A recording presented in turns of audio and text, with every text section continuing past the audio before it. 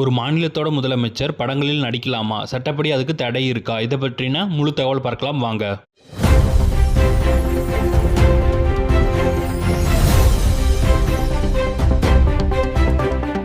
முதல்ல முக்கியமான விஷயம் என்னன்னா, இந்திய அரசியலமைப்பிலோ மாநில சட்டங்களிலோ முதலமைச்சர் ஆனவங்க சினிமாவில் நடிக்கக்கூடாது அப்படின்னு நேரடியான சட்டத்தடை கிடையாது. அதாவது ஒரு மனிதர் நடிகராக இருந்தாலும் அவர் அரசியலுக்கு வரலாம். அதே மாதிரி அரசியல்வாதியாக இருந்தாலும் மீண்டும் சினிமாவில் நடிக்க டெக்னிக்கலி முடியும். ஆனா நடைமுறையில் சில பெரிய விஷயங்கள் வருகிறது. முதலமைச்சர் என்பவர் ஒரு மாநிலத்தின் நிர்வாக தலைவன். அதனால் அவருடைய நேரம், பாதுகாப்பு, அரசு பொறுப்பு இதெல்லாம் மிகவும் முக்கியமானது. சினிமா ஷூட்டிங் என்றால் நீண்ட நேர வேலை, வெளிநாட்டு பயணம், பெரிய குழு, தயாரிப்பாளர்கள், பணம், விளம்பரம் இதெல்லாம் வரும். அதனால சட்ட ரீதியான தடை இல்லை என்றாலும் நடைமுறை மற்றும் ஒழுக்க ரீதியான கேள்விகள் எழும். உதாரணத்திற்கு, ஒரு முதலமைச்சர் தினமும் அரசு வேலை கவனிக்கணும். அதே நேரத்தில் அவர் ஒரு கமர்ஷியல் மூவில ஒரு ஹீரோவா நடிக்க ஆரம்பிச்சார்னா அரசியல் எதிர்க்கட்சிகள் விமர்சனம் பண்ண வாய்ப்பு இருக்கும்.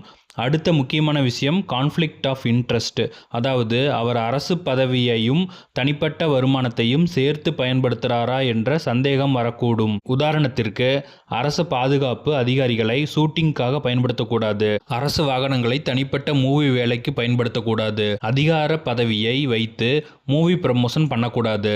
அரசாங்க இன்ஃப்ளூயன்ஸ் கொண்டு தியேட்டர் ரிலீஸ் அல்லது டாக்ஸ் விஷயங்களில் உதவி வாங்கக்கூடாது. இப்படி ஏதாவது நடந்தா நீதிமன்றம் வரை பிரச்சனை போகலாம். அதனால சட்டத்தில் நேரடி தடை இல்லை என்றாலும் பதவியின் மரியாதை மற்றும் அரசு பொறுப்பு முக்கியமாக பார்க்கப்படும். ஆனால் முதலமைச்சர் பதவியில் இருந்தபோது ஃபுல் டைம் ஆக்டிங் கரியர் தொடர்ந்து நடத்துவது மிகவும் அரிது.